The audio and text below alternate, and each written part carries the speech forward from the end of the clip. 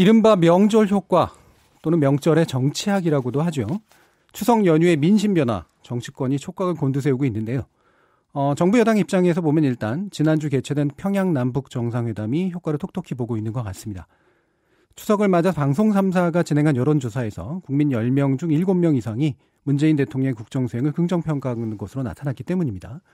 한반도 비핵화를 비롯해서 부동산, 경제 현안, 그 어느 때보다도 굵직한 현안들이 아주 많은 이 시기인데 각 정당들이 추석 민심을 어떻게 읽고 있는지, 그리고 이 민심을 바탕으로 다음 주부터 재개되는 정기국회 대정부질문 어떻게 준비해 갈지 지금부터 5당 대변인들을 차례로 만나보겠습니다.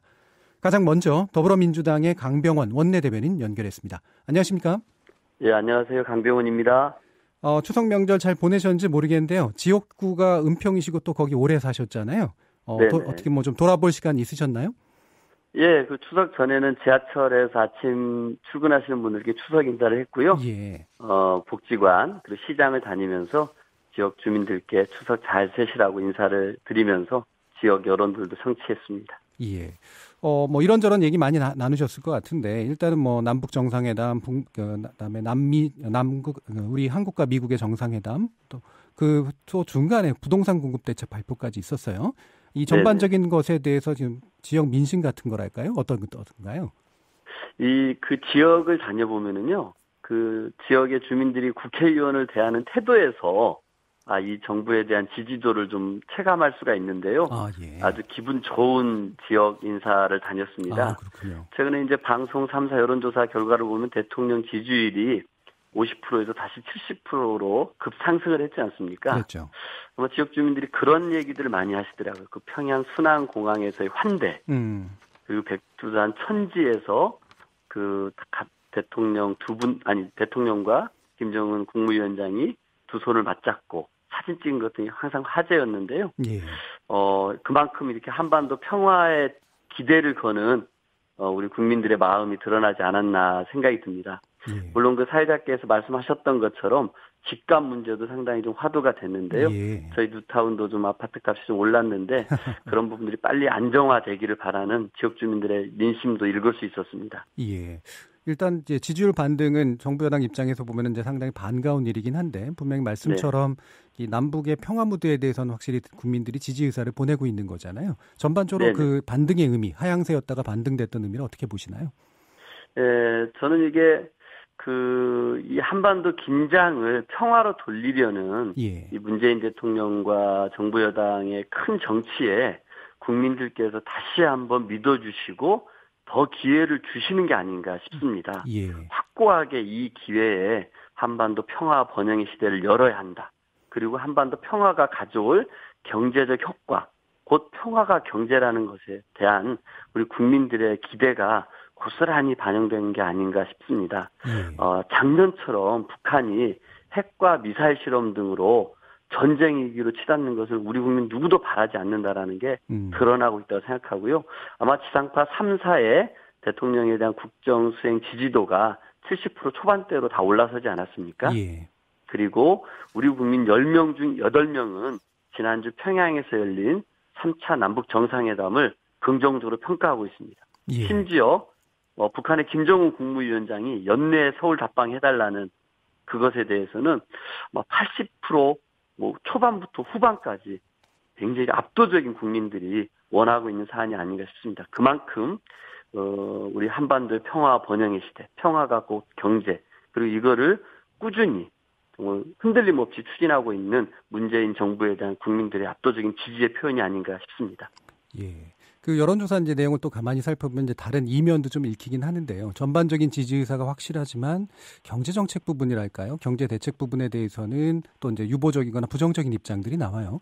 이에 대해서는 어떤 민심이라든가 어떻게 보세요?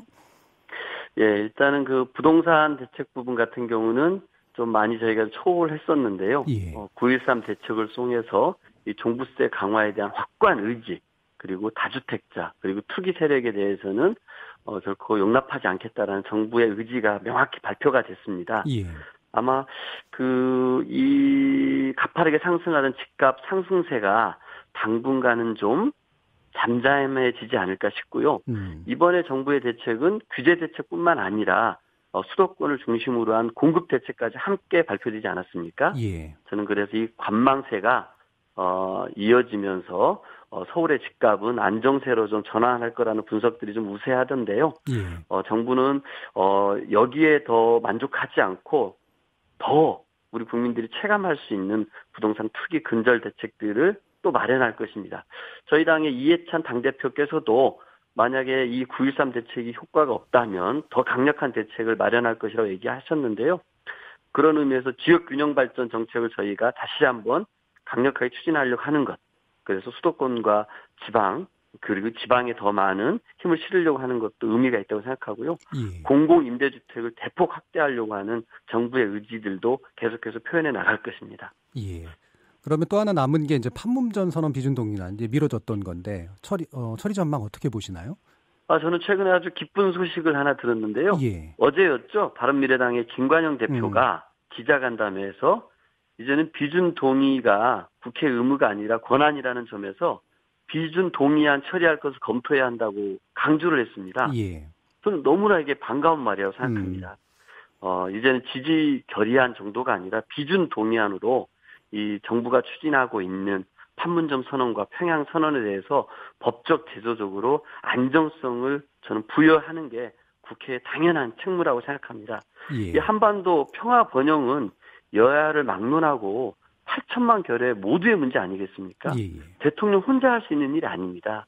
우리 8천만 한민족이 원팀이 되어서 팀플레이가 되어야 한다고 생각합니다. 예. 그런 의미에서 이 판문점 선언에 그치지 않고 평양 공동선언, 남북 군사 합의서에 포괄적으로 우리 국회가 힘을 실어주는 비준 동의 꼭 필요하다고 생각합니다. 자, 그럼 마지막 질문인데요. 우리 민주당도 여당이지만 이제 정부를 또 감시하고 관리하는 역할도 하는데 대정부 질문 전략은 어떠신가요? 저희 같은 경우는 이제 그 정부가 잘못하는 부분들은 저희도 따끔하게 해 나갈 생각입니다. 단순히 방어에만 급급하지 않을 것이고요.